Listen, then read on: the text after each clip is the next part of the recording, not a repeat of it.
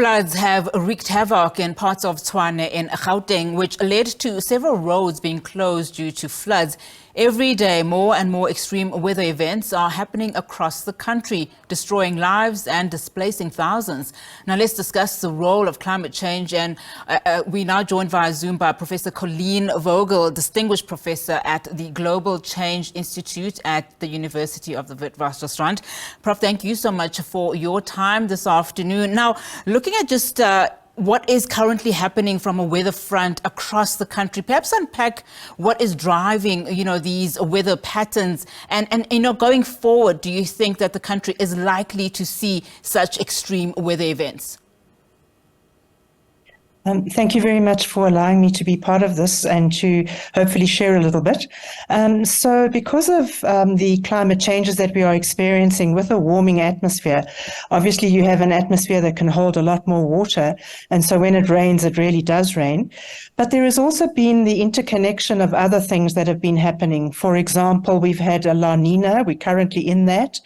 We've also had a cut-off low that occurred this past week, and so many of us would have experienced that persistent rain that we had. So it's an interconnection of all these systems.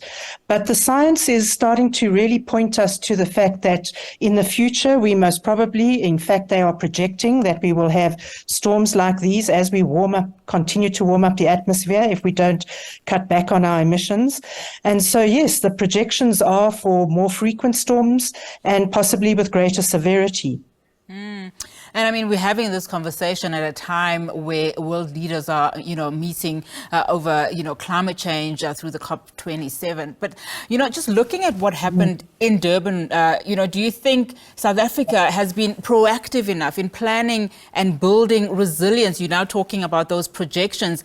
And, currently has enough early warning systems and flood mitigation measures, are they in place, or has enough been done to ensure that they are in place? Sure. So I think at the international level and definitely at the national level, our government is really very proactive. We punch way above our weight in these climate negotiations. But in terms of trickling these policies and, as you said, the early warning systems really down onto the ground, I don't think we're that good. We've got a lot more to do. We can learn from our Bangladeshi colleagues who are doing a lot of work with community-based organizations. And so, yes, we need to get moving into the cities and then into the smaller communities and working with communities, not coming in always as an emergency response, but thinking more proactively going forward.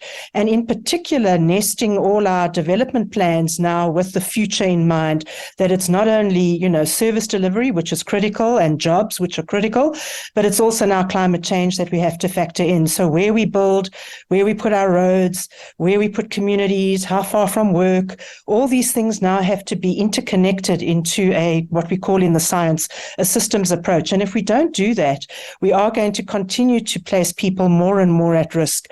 And that would be a serious obviously a disaster, if you like, of note. So many of these impacts that we are seeing often get tied and brought to the fore with a lack of good proactive development.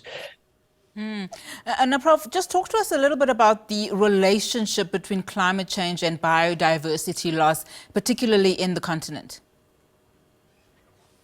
Yeah, I mean, that's a very, very key thing. We're busy doing a lot of assessments on this at the moment.